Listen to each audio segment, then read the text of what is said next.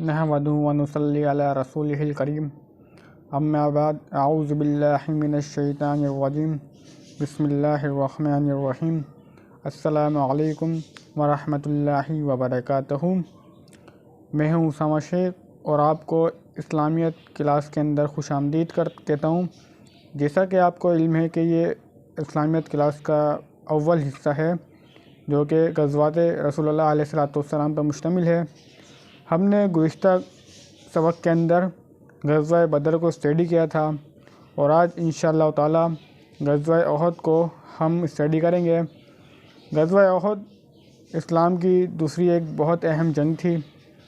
اس جنگ کے اندر مسلمانوں کی اور بالخصوص مجاہدین کی تربیت ہوئی۔ اللہ رب العزت نے شکست کے باوجود امت محمدیہ کو ایک بہت بڑا سبق دیا۔ وہ سبق کیا تھا انشاءاللہ تعالی ہم آگے چل کے اس غزوے کے اندر جاننے کی کوشش کریں گے۔ السلام علیکم۔ اعوذ باللہ من الشیطان الرجیم بسم اللہ الرحمن الرحیم۔ آج کی ہماری کلاس غزوہ احد کے اوپر ہونے جا رہی ہے اور تمام دیکھنے والے اور سننے والوں سے مؤدبانہ گزارش ہے کہ اس ویڈیو کو آخری تم تک دیکھیں تاکہ اس حوالے سے جو آسپیکٹ کلیئر نہیں ہے وہ آسپیکٹ کلیئر ہو جائیں، اور اس ویڈیو کو دیکھنے کے بعد جو سوالات آپ کے ذہنوں میں پرورش کر رہے ہوں ان کو برائے کرم کومنٹ سیکشن کے اندر پوچھ لیا کریں۔ تو شروع کرتے ہیں آج کا ویڈیو۔ غزوہ احد 3 شوال المکرم کو ہوئی جو کہ کفر اور اسلام کے درمیان ایک بہت بڑا معرکہ تھا۔ اس غزوے کی ایک اہمیت اس حوالے سے بھی ہے کہ اس غزوے کے بعد منافقین جو کہ نمایاں ہو گئے تھے اور مسلمانوں کی جو غلطی ہوئی تھی اس سے انہوں نے وہ سبق سیکھے جو آئندہ انہوں نے غزوات میں نہیں دہرائے، اور اللہ عز و جل نے ان کو فتح یابی نصیب فرمائی۔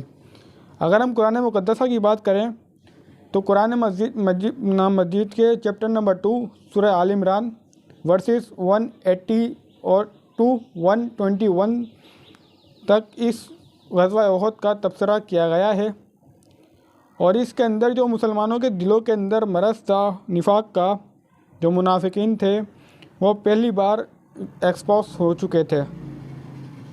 مسلمانوں میں جو لشکر تھا اس کی 1 سے 3 جو تہائی افراد تھے وہ رئیس المنافقین عبداللہ بن ابی لعنت اللہ علی الکاذبین کی قیادت میں علیحدہ ہو گئے تھے، اور کچھ مسلمان ایسے تھے جو کہ حال ہی کے اندر ایمان لائے تھے، اور کچھ کچے ناپید تھے، کمزور ادارے کے حامل تھے لوگ بھی مسلمانوں کی صفت میں شامل تھے، بعد ازاں منافقت کے مرض کا شکار ہو گئے تھے۔ اگر ہم غزوے کی بات کریں تو بنیادی طور پہ یہ غزوہ بدر کے ریئیکشن میں تھا جو کہ قریش مکہ کی طرف سے دیا گیا۔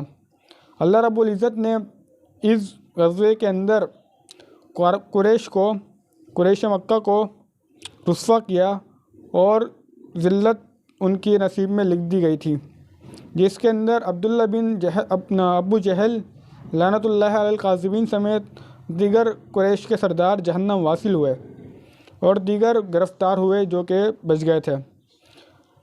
اس کے اندر جو کمانڈر تھے قریش کی جانب سے وہ تھے اکرمہ بن ابو جہل جو کہ غزوہ مکہ کے وقت ایمان لائے تھے، سفیان بن امیہ، ابو سفیان بن حرب جو کہ فتح مکہ کے وقت ایمان لائے تھے، عبداللہ بن ربیعہ۔ رضاکارانہ طور پہ اس جنگ کے اندر خدمات لی گئی جس کے اندر خواتین بھی شامل تھیں، اور جنگی ترانوں اور جنگی شعروں کے ذریعے لوگوں کے جذبات کو ابھارا گیا اور ان کو قریش کے جھنڈے تلے جمع کیا گیا۔ اس تمام فوجوں کی تعداد جو تھی 3000 تھی، جن میں عورتیں بھی شامل تھیں، اور جس کے اندر 300 اونٹ تھے، 200 گھوڑے اور 700 زریں تھیں۔ ابو سفیان اس کا سالار اعظم تھا۔ جناب عباس بن عبد المطلب رضی اللہ تعالیٰ عنہما جو کہ نبی اکرم علیہ السلام کے چچا تھے، ان کو ایک تفصیلی خط لکھا جس کے اندر قریش کے ناپاک عزائم کا بتایا، جس کے بعد اللہ کے رسول علیہ السلام نے مسجد قباء کے اندر جو کہ اسلام کی پہلی مسجد تھی اس کے اندر ایک ہنگامی مشاورتی اجلاس طلب کیا جس کے اندر انصار اور مہاجرین کے بڑے قائدین بھی شامل تھے۔ مکی لشکر کو مکی جو لشکر تھا اس کی ایک ایک لمحے کی خبر جناب رسول اللہ علیہ الصلوۃ والسلام کی بارگاہ میں پہنچ رہی تھی، اور یہ ہنگامی اجلاس کے اندر ڈسکس بھی ہو رہی تھی۔ اللہ کے رسول علیہ الصلوۃ والسلام کی جو رائے تھی وہ یہ تھی کہ مدینے کو قلعہ بند کر دیا جائے، اور اس سلسلے کے اندر وہاں جنگ لڑی جائے، اور گلی کوچوں پہ چوکیاں بنا دی جائیں، اور عورتوں کو چھتوں پہ تعینات کر دی جائیں تاکہ وہاں پہ خوش بازی کریں۔ خوش بازی بنیادی طور پہ کہتے ہیں پتھر برسانے کو۔ خوش اردو زبان کا لفظ ہے، اس کے اصطلاحی معنی ہے اینٹ کے۔ تو عبداللہ بن ابی کی بھی یہ رائے تھی، جو کہ خراج کا سر کا نمائندہ تھا جنگ سے بچنے کے لیے، جس نے مشورہ دیا، لیکن اللہ رب العزت کو کچھ اور ہی منظور تھا، اور عبداللہ بن ابی اینڈ کمپنی کو اللہ رب العزت نے سرعام رسوا کیا۔ بدر میں شرکت نہ کرنے والے صحابہ کا مشورہ بھی سامنے آیا، اور انہوں نے کہا کہ کھلے میدان میں جا کے مقابلہ کریں، اور اس پر اللہ کے رسول علیہ الصلوۃ والسلام کو یعنی کہ پرزور مطالبہ کیا، اور فرمایا کہ یا رسول اللہ علیہ الصلوۃ والسلام، ہم تو اس دن کی تمنا کیا کرتے تھے اور اللہ سے اس کی دعا مانگا کرتے تھے، دشمن یہ نہ سمجھے کہ ہم ڈر گئے۔ نبی علیہ الصلوۃ والسلام کی ان کی رائے سن کر اپنے ارادے کو ترک فرمایا، آخری فیصلہ کھلے میدان میں جنگ کا فرمایا۔ عصر کی نماز کے بعد جناب محمد رسول اللہ علیہ الصلوۃ والسلام نے، جو کہ اپنے حجرے میں تھے، سر پہ امامت شریف باندھا، نیچے اوپر 2 زریں پہنی، تلوار سجائیں، ہتھیاروں سے آراستہ ہوئے اور باہر نکلے۔ لوگوں کو اپنی غلطی کا احساس ہوا۔ اللہ کے رسول علیہ الصلوۃ والسلام نے فرمایا، کوئی نبی جب اپنا ہتھیار پہن لے تو مناسب نہیں کہ اسے اتارے جب تک کہ اللہ اس کے اور اس کے دشمنوں کے درمیان فیصلہ نہ کر دے۔ اگر ہم مسلمانوں کی بات کریں تو اس کے اندر مسلمانوں کے 1000 مجاہدین تھے، جن میں 50 شہ سوار لشکر کا معائنہ، چھوٹے بچے واپسی اور رفع ثمرہ کی خصوصی اجازت میں ملی۔ رفع اور مہارت تیر انداز تھے، ثمرہ کا اصرار اللہ کے رسول سے تھا، رفع سے زیادہ طاقتور تھے، دونوں کی کشتی کروائے اور ثمرہ کا رفع کو بچھاڑنا، اور اس سلسلے کے اندر ثمرہ جو کہ عمر میں کم تھے، اللہ کے رسول نے ان کو پرمیشن دے دی کہ وہ جنگ کے اندر شرکت کریں۔ مسلمانوں کا سفر جاری، دشمن کے بالکل قریب، ایک دوسرے کو دیکھنا، عبداللہ بن ابی لعنت اللہ کی بغاوت، 300 منافقین کو واپسی وجہ ہماری بات نہیں مانی جاتی۔ یعنی کہ جو عبداللہ بن ابی، جو کہ اللہ کے رسول اس وقت جو کہ اللہ کے رسول کی حمایت کر رہا تھا، اور وہ اس بات پہ ٹسل میں آ گیا اور فرمایا کہ ہماری رائے مانی نہیں جاتی، ہماری کوئی حیثیت نہیں ہے، لہٰذا ہم اس جنگ سے دستبردار ہوتے ہیں، اور یوں مسلمانوں کو 300 افراد کی کمی کا سامنا کرنا پڑا۔ اصل سبب میدان جنگ سے فرار ہونا تھا۔ نازک موڑ کی جو کہ انہوں نے دیکھ لیا کہ نازک موڑے سے بچ جانے میں ہی ہماری خیر ہے، ہماری امان ہے۔ اسلامی لشکر میں اضطراب، مسلمانوں کے حوصلے پست، بنو حارثہ اور بنو سلمہ کے قدم ڈگمگانا، اللہ رب العزت کی دستگیری۔ سورہ آل عمران آیت نمبر 122، اذ ہمت طائفتان منکم ان تفشلا واللہ ولیہما وعلی اللہ فلیتوکل المؤمنین وَلَقَدْ نَصَرَكُمُ اللَّهُ بِبَدْرٍ وَأَنْتُمْ أَذِلَّةٌ فَاتَّقُوا اللَّهَ لَعَلَّكُمْ تَشْكُرُونَ۔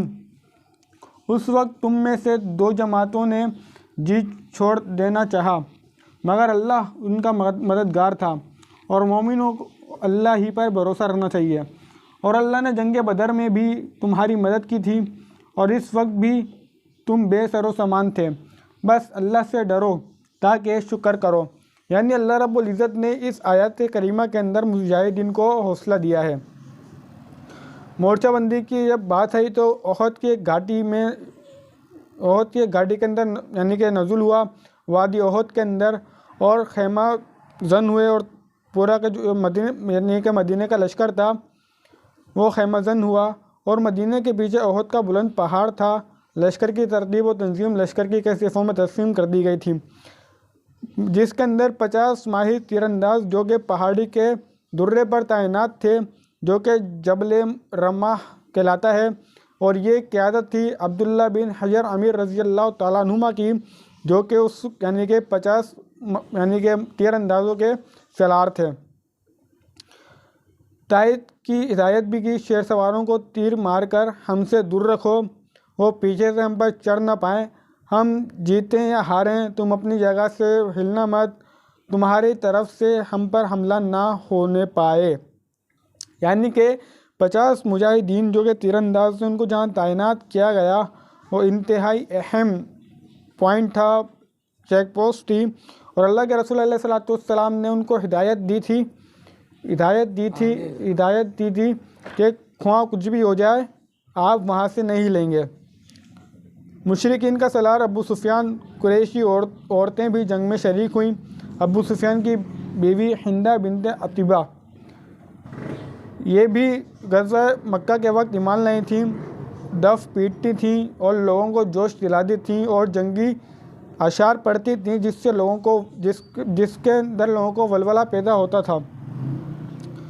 اگر پیش قدمی کرو گے تو ہم تمہیں گلے لگائیں گے اور قالین بچھائیں گی، اگر پیچھے ہٹو گے تو روٹ جائیں گی اور الگ ہو جائیں گی۔ یہ اشعار تھے ہندہ کے، جو کہ اس وقت ایمان نہیں لائی تھیں۔ مارکے کا آغاز ہوا۔ طلحہ بن ابی طلحہ عبدی قریش کے نہایت بہادر شیر سوار تھے، مسلمانوں کو مبارزت کی دعوت دی، اور زبیر اسکندر رضی اللہ تعالیٰ عنہما مقابلے میں آئے، تلوار سے ذبح کیا، اور نبی اکرم علیہ الصلوۃ والسلام نے ایک پرزور نعرہ تکبیر بلند کیا۔ ہر نبی کا ایک حواری ہوتا ہے اور میرے حواری زبیر رضی اللہ تعالیٰ عنہما ہے۔ اس حدیث طیبہ کے اندر اللہ کے رسول علیہ الصلوۃ والسلام نے فرمایا کہ ہر نبی کا ایک حواری ہوتا ہے، اور میرا حواری جو ہے جناب زبیر رضی اللہ تعالیٰ عنہما ہے، جس کے شعلے بھڑکانا مشرکین کا پرچم مارکے کے مرکز ثقل بنو عبد الدلار مشرکین کے 10 علم بردار ایک کے بعد دیگرے مجاہدین کے ہاتھوں قتل ہوئے، جہنم واصل ہوئے۔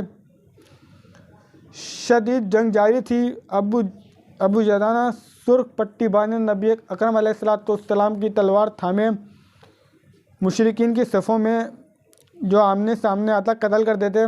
جناب سیدنا حمزہ رضی اللہ تعالیٰ عنہما جو کہ اس جنگ کے اندر جنہوں نے جام شہادت نوش فرمایا، جو کہ سید الشہداء ہیں اور جناب پیغمبر محمد علیہ الصلوۃ والسلام کے چچا بھی ہیں، شیر کی طرح قریش کے بڑے بڑے شیر سواروں کو ریت کا ڈھیر کرتے رہے، اور شہادت ان کو مطلوب ہوئی۔ بزدلوں کی طرح انہوں نے چھپ کے وار کرنا مناسب سمجھا، اور وحشی بن حرب جو کہ اس وقت ایمان نہیں لائے تھے، انہوں نے ایک نیزہ مار کے جناب سیدنا امیر حمزہ رضی اللہ تعالیٰ عنہما کو شہید کر دیا۔ انا للہ و انا الیہ راجعون۔ وحشی بن حرب جو کہ ایک غلام تھے اور اس وقت ایمان نہیں لائے تھے، ان کا بیان آتا ہے کہ حرب جبر بن معلم کے وہ غلام تھے۔ جبر کا چچا تیممہ بن عدی جنگ بدر میں قتل ہوا تھا۔ جبر بن مطعم کی پیشکش، محمد علیہ الصلوۃ والسلام کو قتل کر دو، اور محمد علیہ الصلوۃ والسلام کے چچا کو قتل کر دو، اس صورتحال کے اندر میں تمہیں آزاد کر دوں گا۔ وحشی بن حرب کا نیزہ پھینکنے میں ماہر تھے۔ جنگ کے شعلے بھڑکے تو سیدنا حمزہ کی طاق میں بالآخر حمزہ رضی اللہ تعالیٰ عنہ کو دیکھ لیا، اور جناب حمزہ رضی اللہ تعالیٰ عنہ کی طرف اتنا نیزہ اچھالا کہ زیر ناف کے نیچے دونوں پاؤں کے بیچ سے آر پار ہو گیا۔ اس حالت میں شہادت ہوئی جناب سیدنا حمزہ کی، اور وحشی کو اس کے آقا نے آزاد کر دیا جو کہ اس نے اس کے وعدہ کیا تھا۔ جبل رماح پر 50 تیر انداز تھے۔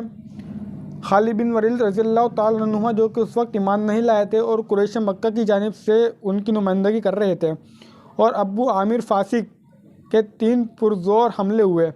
یعنی کہ جیسے مجاہدین کو لگا جو تیر اندازی پہ تعینات تھے کہ مسلمان جو ہیں یعنی کہ جنگ جیت چکے ہیں، اور اب جو ہے مال غنیمت کو اکٹھا کرنے کا وقت آ گیا ہے، اور اس سلسلے کے اندر انہوں نے اپنی پوزیشن چھوڑ دی۔ البتہ ان کے امیر جو تھے انہوں نے ان کو منع کیا، لیکن انہوں نے اپنے امیر کی بات نہ مانی۔ اس سارے صورتحال کا فائدہ جناب خالد بن ولید ابو عامر فاسق نے اٹھایا اور پلٹ کر مسلمانوں پہ ایک زوردار حملہ کیا۔ صحابہ انتہائی پامردی اور جاں بازی سے لڑ رہے تھے، مشرکین کے حوصلے ٹوٹ گئے تھے، قوت بازو جواب دے گئی تھی، کفار میدان چھوڑ کے بھاگنا شروع ہو گئے تھے اور مسلمانوں نے ان کا تعاقب بھی شروع کر دیا تھا۔ تیر اندازوں کی یہ غلطی اتنی خوفناک تھی کہ جنگ کا بازو پلٹ گیا، مسلمانوں کو شدید نقصان ہوا اور نبی علیہ السلام کی شہادت کی بے بنیاد اور جھوٹی افواہ بھی میدان جنگ میں مچ گئی، جس سے مجاہدین تتر بتر ہو گئے، جن کی صفوں میں انتشار پیدا ہو گیا۔ اور اللہ کے رسول بھی اس سارے معاملے کے اندر شہادت سے بال بال بچے اور اللہ رب العزت نے ان کی حفاظت کی۔ مشرکین میدان جنگ سے فرار ہوئے، مسلمانوں کا تعاقب، مال غنیمت سے بٹنا، تیر اندازوں کا پہاڑی درے سے اترنا، حضرت عبداللہ بن حجر رضی اللہ تعالیٰ عنہ کا روکنا۔ جیسا کہ میں نے کہ پہلے کہہ دیا تھا کہ عبداللہ بن جبیر جو کہ امیر تھے تیر اندازوں کے، انہوں نے ان کو کافی منع کیا، لیکن تیر اندازوں نے ان کی بات نہیں مانی اور 40 کے قریب تیر انداز نیچے اتر گئے، جس کی وجہ جنگ ختم ہوئی، مسلمان لشکر کہ پست خالی ہوا۔ کہ وہ تیر انداز یہ سمجھ رہے تھے، وہ صحابہ یہ سمجھ رہے تھے کہ اب چونکہ فتح حاصل ہو چکی ہے اور اللہ کے رسول علیہ السلام کا حکم بھی اس وقت کے لیے تھا، البتہ وہ اتر گئے۔ جس کے بعد خالد نے درہ خالد دیکھا، تیزی سے چکر کاٹا اور اسلامی لشکر کی پشت پر چند لمحوں میں عبداللہ بن جبر اور ساتھیوں کو صفایا کر دیا اور پیچھے سے مسلمانوں پر حملہ کر دیا۔ جو بقیہ 10 مجاہدین تیر انداز شامل تھے، ان میں عبداللہ بن حجر جو کہ ان کے کمانڈر تھے، ان سمیت تمام جو مجاہدین تھے ان کو شہید کر دیا گیا۔ مشرک سے سواروں نے کہ نعرہ بلند کیا، ابلیس کے نعرے لگائے، بھاگتے مشرکین واپس آئے اور مسلمانوں پہ ٹوٹ پڑے۔ بگڑے مشرکین جو ہے کہ متحد ہونا شروع ہو گئے اور جو مسلمانوں کے حق میں لڑائی تھی وہ مسلمانوں کے ہاتھ سے چلی جاتی رہی۔ یہ جبل احد جیسے کہ نقشے کے اندر دکھایا جا رہا ہے، یہ مسلمان کمانڈر جو کہ گرین لائن سے مینشن ہے وہ مسلمان ہیں اور جو ریڈ لائن سے مینشن ہے وہ منافقین، اور یہ جبل مرہ ہے جہاں پہ کہ 50 تیر انداز تعینات تھے۔ یہ بلو لائن جو آپ دیکھ رہے ہیں یہ 700 مجاہدین ہیں جو کہ 3000 کے لشکر کے اوپر انہوں نے ٹوٹے ہیں، اور بلیک لائن سے جو بلیک کلر سے جو مینشن ہے وہ مشرکین ہیں جن کو شکست فاش ہوئی اور وہ بھاگ رہے ہیں۔ اور یہ جو خیمے آپ کو نقشے کے اندر نظر آ رہے ہیں یہ بنیادی طور پر ان عورتوں کے خیمے ہیں جو کہ مشرکین کے ساتھ آئی تھیں۔ سورہ آل عمران کی آیت جس کے اندر اللہ رب العزت فرماتے ہیں 152 کے اندر، یقیناً اللہ نے تم سے اپنا وعدہ سچ کر دکھایا جب تم احد میں اس کے حکم سے کافروں کو قتل کر رہے تھے، یہاں تک کہ جب تم نے کم دستی اختیار کی اور کم ذمہ داری کے بارے میں جھگڑنے لگے، اور جو ہی اللہ نے جو مال غنیمت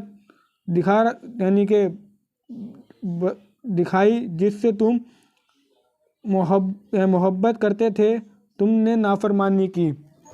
یہ ایک اور نقشہ، یہ مسلم کیمپس آ گئے اور یہ ابو سفیان کا کیمپ ہے، اور یہ جو یہ درہ ہے دیکھیں جیسا کہ دکھ رہا ہے، اور یہ ہے بیٹل آف احد جو میدان جنگ ہے احد کا، اور یہ غالباً وہ ہیں کہ ولید رضی اللہ تعالیٰ عنہ جو کہ اس وقت ایمان نہیں لائے تھے، ان کی کمانڈرنگ کا دستہ ہے۔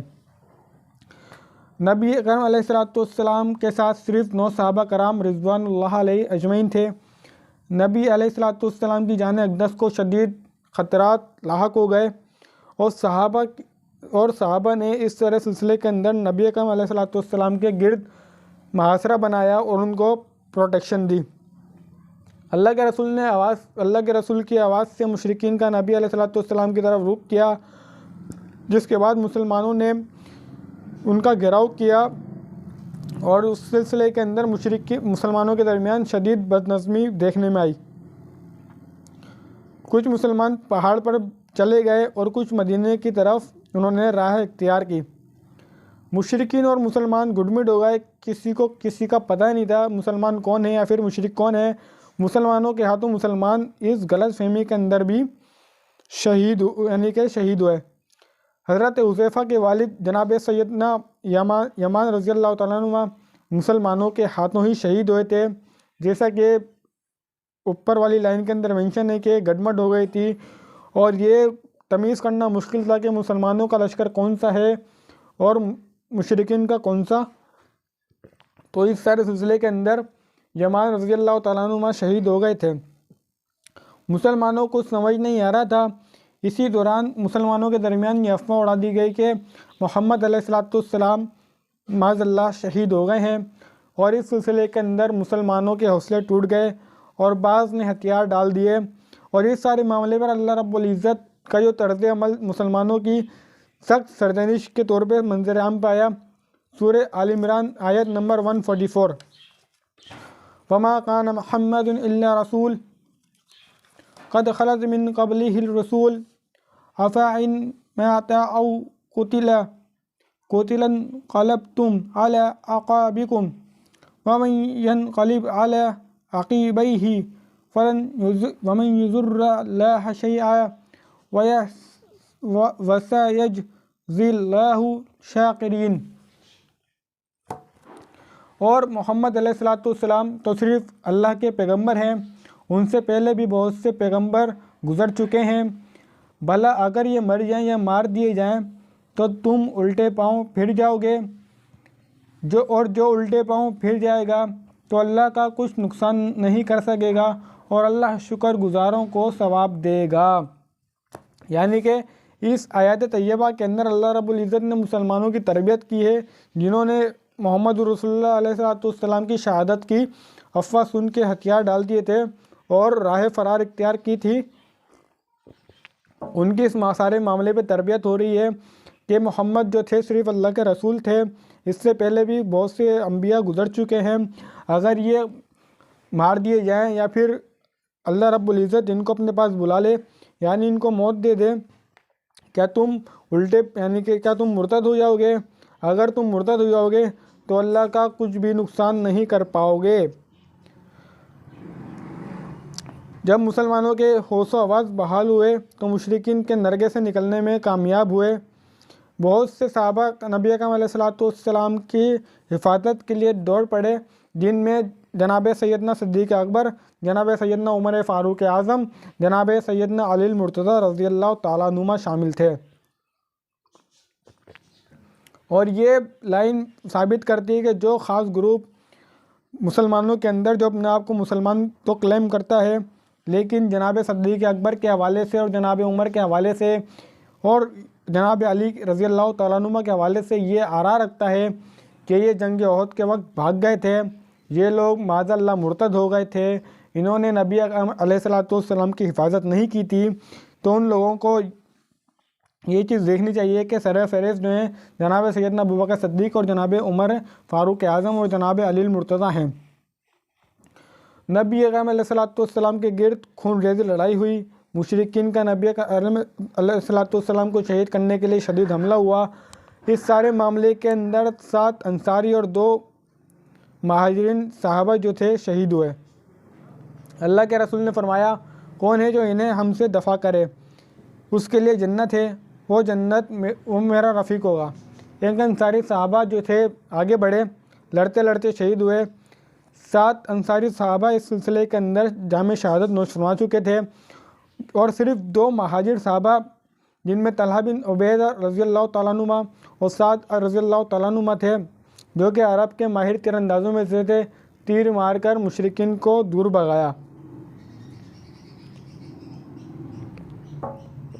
یعنی کہ 7 جو انصاری صحابہ تھے وہ شہید ہو گئے تھے، اور 2 مہاجرین جو کہ اللہ کے رسول کے گرد محاصرت منائے ہوئے تھے انہوں نے ان کو مار بھگایا۔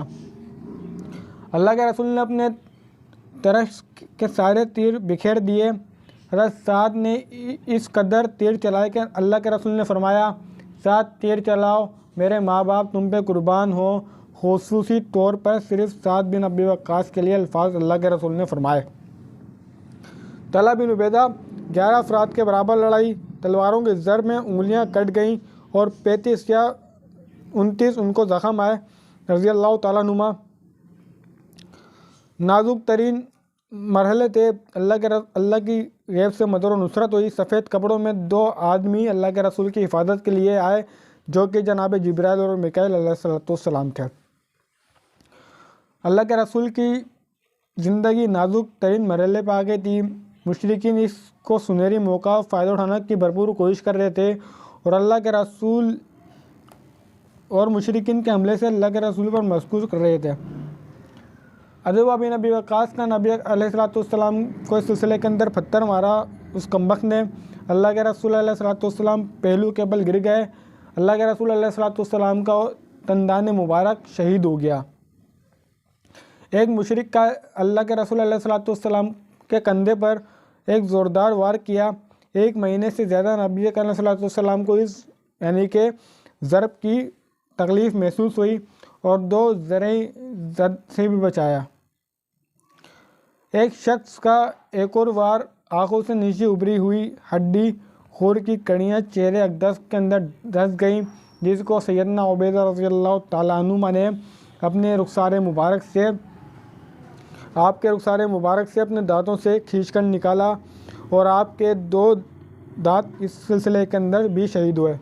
مطلب کہ اللہ کے رسول علیہ السلام کے جو رخسار مبارک کے اندر جو یعنی کہ جو اس وقت کا جو ہیلمٹ تھا اس کی یعنی کہ کڑیاں گھس گئی تھیں، اس کو اپنی دانتوں سے کھینچ رہے تھے اور اس سارے سلسلے کے اندر ان کے یعنی کہ 2 دانت بھی شہید ہو گئے تھے۔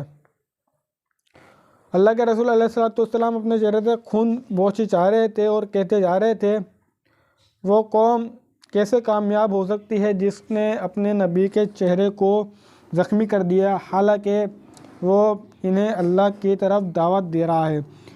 اس سلسلے کے اندر سورۃ آل عمران آیت نمبر 127 نازل ہوئی۔ لیس لک من الامر او یتوب علیہم او یعذبہم فإنہم ظالمون۔ جھنڈا مصعب بن عمیر رضی اللہ تعالیٰ عنہ کے ہاتھ میں دیا، ایک کے بعد دیگرے دونوں بازو کٹ گئے۔ جھنڈے کو گھٹنے ٹیک کر سہارا دیا، گردن کے سہارے لہرایا رکھا۔ اسی حالت میں آپ نے اللہ کے حضور شہادت یعنی کہ پیش کی۔ غم پر غم، ہر کوئی دیر بعد کسی ساتھی کی شہادت کی خبر جناب رسول اللہ علیہ السلام اور دیگر رفقاء علیہ السلام کو موصول ہوتے رہیں، جن کی مجموعی تعداد 70 کے قریب ہے۔ انا للہ و انا الیہ راجعون۔ ابی بن خلف کی موت، بالآخر اللہ کے رسول کے ساتھیوں سمیت پہاڑ میں اپنا کیمپ میں پناہ لی۔ مشرکین پر تیر برسانے کا جو آپریشن تھا پھر سے یعنی کہ آپریٹ کیا۔ مشرکین نے محسوس کیا کہ اب مزید ٹھہرنا سے ہمارا نقصان زیادہ ہوگا، اس لیے انہوں نے فرار میں ہی عافیت جانی۔ ابی بن خلف بڑے گھمنڈ کے ساتھ چوٹی کا رخ کیا، قریش کا بڑا سردار تھا۔ رسول اللہ علیہ السلام کو قتل کرنے کا دعویٰ اس نے کیا تھا۔ اللہ کے رسول کا ابی بن خلف کو خود اور زرہ کے درمیان حلق کے پاس تھوڑی سی جگہ نیزہ مارا اور ہلکی سی خراش آئی، گھوڑے سے کئی بار لڑکھڑا کر گرا، بیل کی طرح چٹکھارتا ہوا قریش کے پاس پلٹا اور واپسی میں مکے کے قریب پہنچ کر جہنم واصل ہوا۔ لہذا مشرکین کے میدان میں تھوڑی دیر اور دوران مقتولین کا مسلح ہوا، کان اور ناک پیٹ چاک کر دیا۔ ہندہ بن عتبہ نے جناب سیدنا حمزہ رضی اللہ تعالیٰ عنہ کا مسلح کیا اور جناب سیدنا حمزہ رضی اللہ تعالیٰ عنہ کا اس نے پیٹ چاک کر کے کلیجہ نکالا اور چبایا، نگل نہ سکی، پھینک دیا اور کان اور ناک وغیرہ کاٹ کیے اور اس کی پازیب بنا لی اس نے۔ مقتولین مشرکین کے مقتولین کی کل تعداد 37 یا 22 تھی۔ مسلمانوں کے تقریباً 70 کے قریب مسلمان شہید ہوئے۔ 41 خوارج کے اور 24 قبلہ اویس کے اور 4 مہاجرین صحابہ کرام تھے۔ ابو سفیان اور خالد بن ولید نے آخری اور ناکام کوشش کے بعد مکے جانے کی تیاری شروع کر دی۔ مشرکین کی واپسی کے لیے تیار ابو سفیان احد پر نمودار ہوا اور بلند آواز سے فرمایا، محمد محمد۔ مسلمانوں کی طرف سے کوئی جواب نہیں آیا۔ ابو سفیان نے کہا کہ کیا تم میں ابو قحافہ کے بیٹے ابو بکر ہیں؟ مسلمانوں کی طرف سے کوئی جواب نہیں آیا۔ ابو سفیان، کیا تم میں عمر بن خطاب ہیں؟ جواب نہیں آیا اس سارے سلسلے کے اندر مسلمانوں کی جانب سے۔ مسلمانوں کی طرف سے کوئی جواب نہیں آیا تو نبی کا علیہ الصلوۃ والسلام نے مسلمانوں کو جواب دینے سے منع کر رکھا تھا، اس لیے مسلمان خاموش رہے۔ ابو سفیان نے کہا، چلو ان تینوں سے تو فرصت ملی، عمر بے قابو، وہ اللہ کے دشمن جن کا تو نے نام لیا ہے وہ سب زندہ ہے، اور ابھی اللہ نے تیری رسوائی کا سامان باقی رہا ہے۔ حضرت عمر رضی اللہ تعالیٰ عنہ نے اس کو جواب دیا اور فرمایا، اے اللہ کے دشمن، جن کا تو نے نام لیا وہ زندہ ہیں۔ ابو سفیان نے نعرہ لگایا، حبل، یعنی کہ حبل کی جے ہو، جو ان کا دیوتا تھا۔ اللہ کے رسول نے فرمایا کہ اب جواب دیا جائے، اللہ اعلی و اجل۔ ابو سفیان نے پھر نعرہ لگایا، لنا العزى ولا عزى لكم۔ پھر اللہ کے صحابہ نے فرمایا، اللہ مولانا ولا مولا لکم، اور اللہ ہی ہمارا مددگار ہے۔ ابو سفیان نے فرمایا کہ کتنا اچھا کارنامہ رہا، آج کا دن بدر کے دن کا بدلہ ہے۔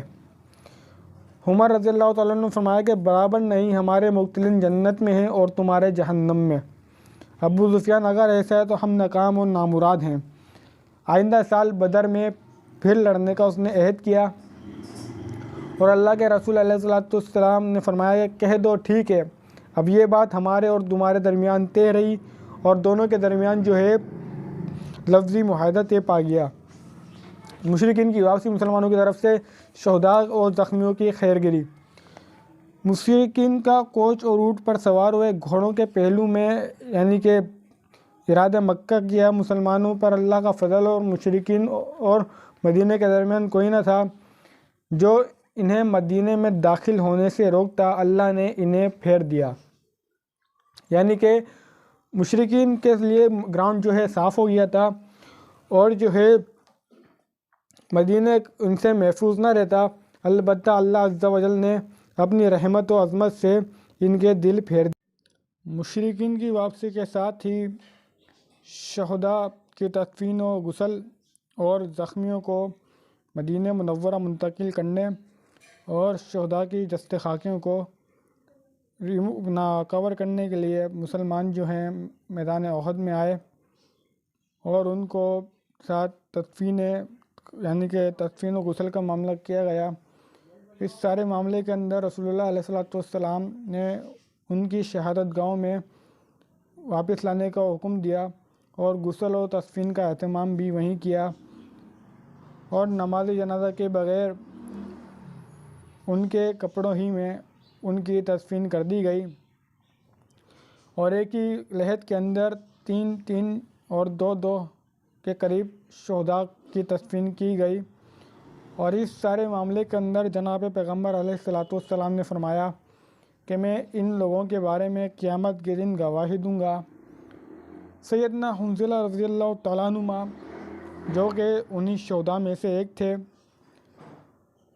ان کے جسد خاکی کے بارے میں بتایا جاتا ہے اور روایات میں ہے کہ ان کے اس سے پانی ٹپک رہا تھا، اور اللہ کے رسول علیہ السلام نے فرمایا تھا کہ فرشتے انہیں غسل دے رہے ہیں۔ یہ یعنی کہ اللہ کے رسول علیہ الصلوۃ والسلام کی قول جہاد سے قبل ان کی شادی ہوئی تھی، اور جس رات اللہ کے رسول علیہ الصلوۃ والسلام نے ان کو کال دی جہاد کی مجاہدین کو، تو یہ اسی رات شادی کی میدان احد کے لیے نکل پڑے، اور ان کو غسل الملائکہ بھی کہتے ہیں، یعنی کہ جنہوں کو فرشتوں نے غسل دیا۔ سیدنا حمزہ رضی اللہ تعالیٰ عنہ کی مسخ شدہ لاش کو دیکھ کر اللہ کے رسول اتنے روئے کہ صحابہ فرماتے ہیں کہ ہم نے کبھی آپ کو اس طریقے سے روتے ہوئے نہیں دیکھا۔ حمزہ رضی اللہ تعالیٰ عنہ کی لاش اقدس کو قبلے کی طرف رکھا، پھر ان کے جنازے پہ کھڑے ہوئے اور اس طرح روئے کہ اللہ کے رسول علیہ الصلوۃ والسلام کی باقاعدہ آواز آ رہی تھی۔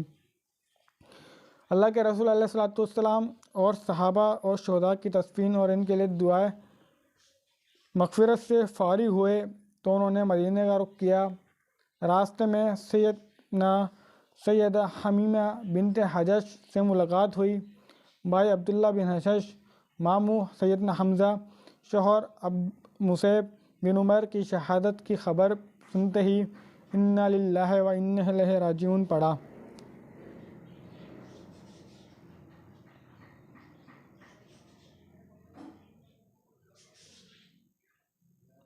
یہ نقشے کے اندر جیسا کہ جبل احد ہے، یہ ایک بار پھر نقشوں کی مدد سے ہم اس سارے مارکے کو سمجھنے کی کوشش کریں گے۔ یہ گرین کلر کا جو ہے مسلم کیمپ ہے، یہاں سے شروع کرتے ہیں۔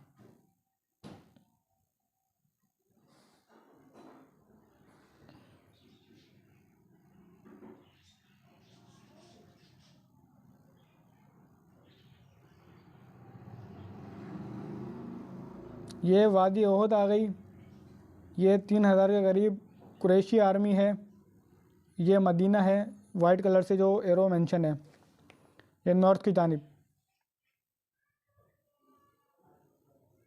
یہ مسلمانوں کا کیمپ ہے جو گرین کلر سے مینشن ہے، اور یہ ڈسوبے آرڈرز تھے جو 35 جو تیر انداز جنہوں نے اپنی پوزیشن چھوڑی ہے، اپنا جس مقام پر وہ تعینات تھے، اور یہ یلو کلر سے مینشن کفار ہیں۔ یہ خالد بن ولید یہ اس سائڈ سے آتے ہیں اور پورا ایریے کا محاصرہ کرتے ہیں، اور یہ گرین ایرو جو اس سائڈ آ رہا ہے مجاہدین کی جانب، یہ وہی 50 یعنی کہ 30 کے قریب مجاہدین ہیں۔ یہ خالد بن ولید یلو کلر سے مینشن ہے، ادھر سے یلو کلر کی جو مینشن ہے قریش ہے، یہ اس سائڈ بھاگ رہے ہیں، اور خالد بن ولید اپنے دستے کے ہمراہ ایک بہت بڑا چکر لگاتے ہوئے جبل احد کی طرف روانہ ہوتے ہوئے دیکھتے ہیں۔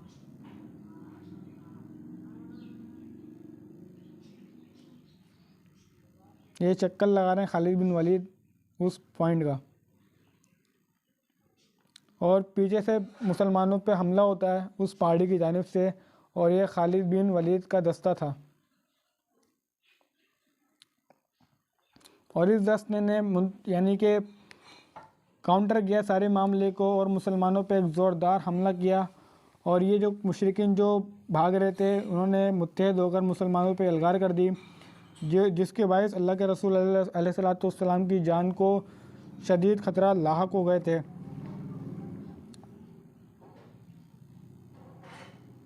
یہ مسلمان منتشر ہوتے ہوئے دکھائی جا رہا ہے اس نقشے کے اندر کہ جس طریقے سے مسلمان تتر بتر ہوئے اللہ کے رسول کی شہادت کی اطلاع ملنے کے بعد۔ یہ کچھ مسلمان جو ہیں جو گرین کلر کا ایرو مدینے کی طرف آ رہا ہے، وہ مدینے کی طرف بھاگنے کی انہوں نے کوشش کی ہے،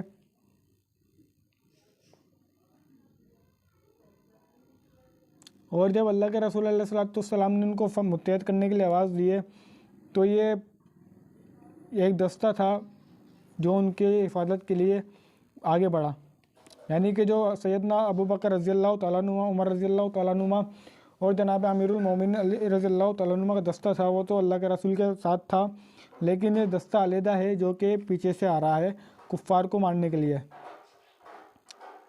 پھر کفار کے کوئی دستے اس دستے کے خلاف ہو جاتے ہیں،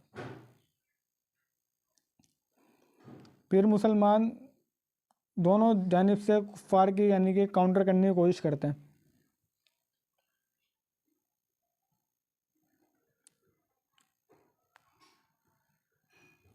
اور خالد بن ولید کے لشکر نے ایک طرف ان کو کاؤنٹر کر رہا تھا، دوسری طرف ان کو کاؤنٹر کر رہا تھا.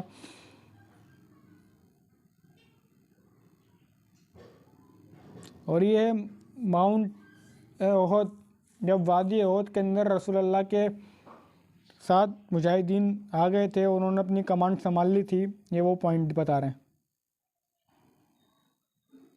اور یہ وہ یعنی کہ ابو جہل کو یعنی کہ یلو کلر سے نومینیٹ کیا ہے، جو کہ کہہ رہا تھا کہ آئندہ ہم اگلے سال بدر میں ملیں گے، جو کہ ایک یعنی کہ گفتگو معاہدہ تھا.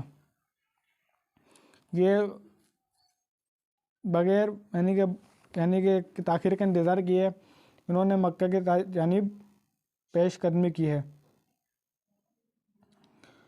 نظم و خلاف یعنی کہ نظم و ضبط کی خلاف ورزی کرنے پر سورہ آل عمران کی آیت نمبر 135 نازل ہوئی.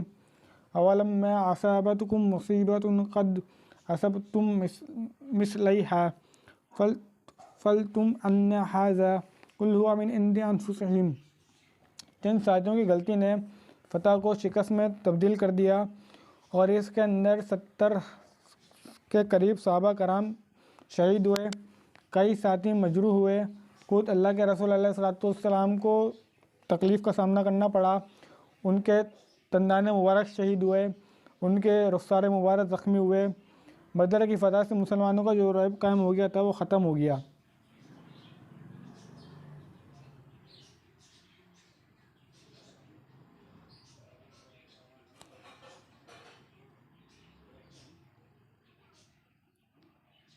بعض روایات اور تفسیر میں یہ بات بیان درہ پر معمور صحابہ کرام نے مال غنیمت کے حصول کی وجہ سے درہ چھوڑ دیا تھا، جبکہ یہ بات درست نہیں. مال غنیمت کے بارے میں ہدایت غزوہ بدر کے فوراً بعد سورہ انفال میں آ گئی تھی، جس کے اندر اللہ رب العزت فرماتے ہیں کہ یہ آپ سے مال غنیمت کا سوال کرتے ہیں، کہہ دیجئے یہ مال غنیمت اللہ اور اس کے رسول کا ہے. مال غنیمت میں یہ 5واں حصہ بیت المال کو دیا گیا، بقیہ مجاہدین میں برابر تقسیم ہوا. یہ سورہ آل عمران کی ایک اور آیت حتی اذا فشلتم وتنازعتم امری وعصیتم من بعد ما اریکم ما تحبون منکم من یرید الدنیا. پسندیدہ شے اور دنیا کی طلب سے مراد مال غنیمت نہیں بلکہ دنیاوی فتح تھی. معافی، غلطی پر معافی کا اعلان ہوا. اللہ رب العزت نے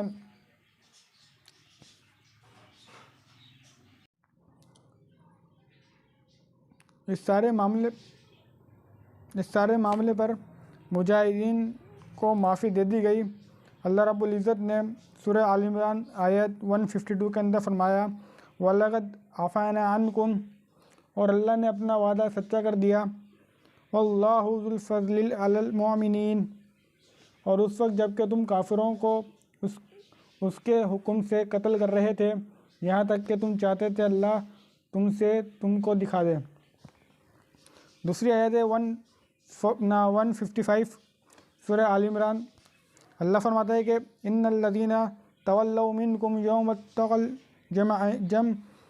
الجمعان انما استزلهم الشیطان ببعض ما کسبوا ولقد عفا اللہ عنہم ان اللہ غفور رحیم.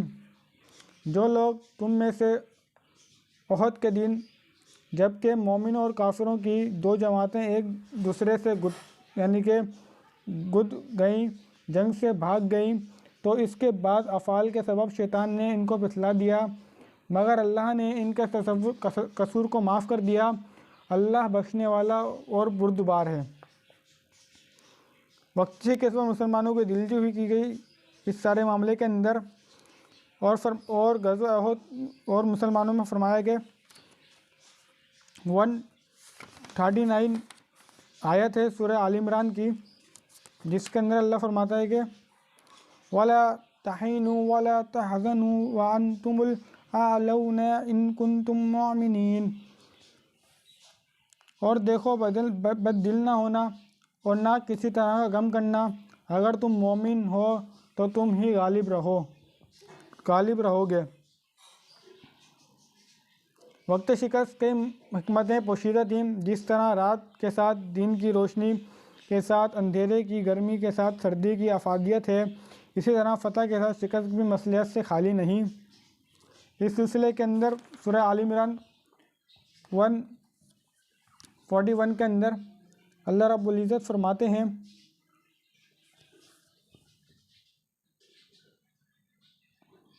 کہ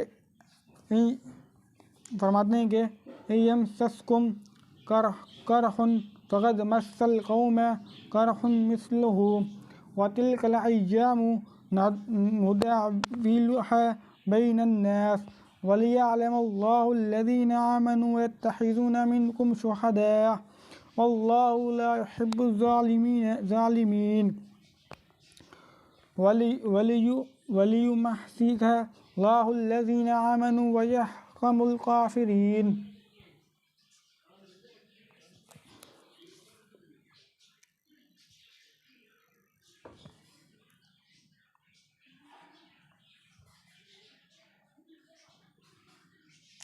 اگر تمہیں زخم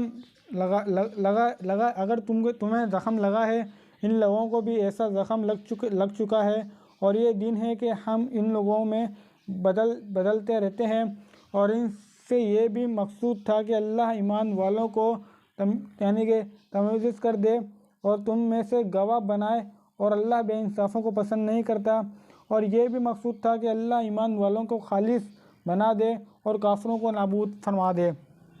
یعنی کہ آیت نمبر 41 اور 40 کے اندر اللہ رب العزت نے یعنی کہ حق کو شر سے علیحدہ کر دیا، جیسا کہ منافقین اس سارے معاملے کے اندر بالکل ایکسپوز ہو گئے تھے۔ مسلمانوں کی ہمت ہوئی، مشرکین کو دیکھو اپنے معبودان باطل کے لیے ان کے سرفروشی کا یہ عالم تھا۔ بدر میں تمہارے ہاتھوں ایک نہایت کاری زخم کھانے کے باوجود اگلے سال وہ اپنی قوت کو مجمع کر کے پھر تم پر حملہ آور ہو گئے۔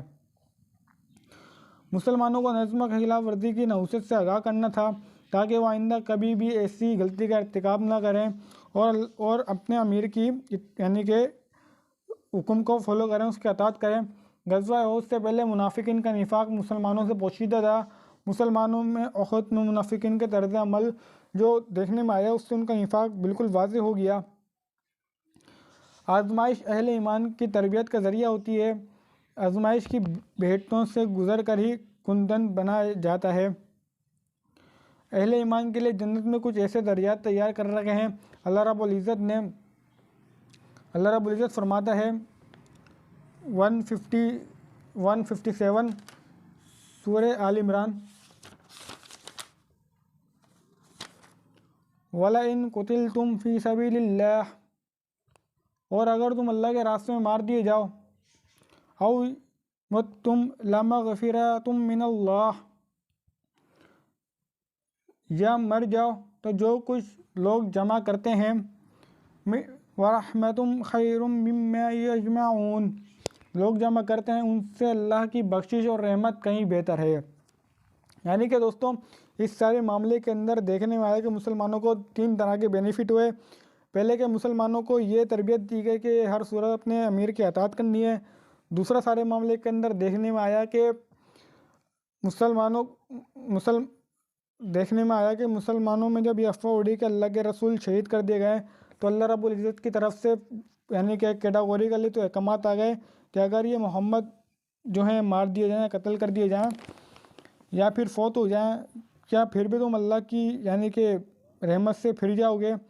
لیکن یہ جو تمہارا پھر جانا ہوگا وہ اللہ کو کسی بھی صورت کے اندر نقصان نہیں پہنچا سکتا۔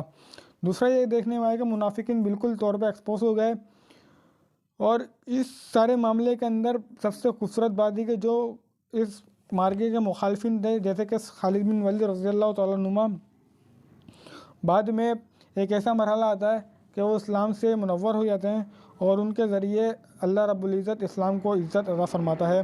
تو دوستوں یہ تھا آج کی نشست غزوہ احد کے حوالے سے۔ اس میں کوئی کمی توتائی ہو چکی ہو تو اللہ رب العزت اسے معاف فرمائے اپنے رحم و کرم سے۔ السلام علیکم ورحمۃ اللہ وبرکاتہ۔